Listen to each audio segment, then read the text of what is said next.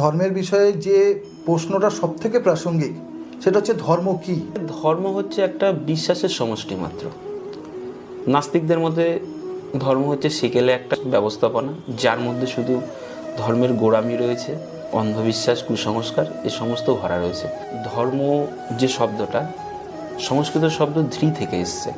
ধ্রি শব্দের অর্থ হচ্ছে ধারণ করা, অর্থাৎ যে বস্তু যে বৈশিষ্ট্য ধারণ করে সেটা হচ্ছে সেই বস্তুর ধর্ম।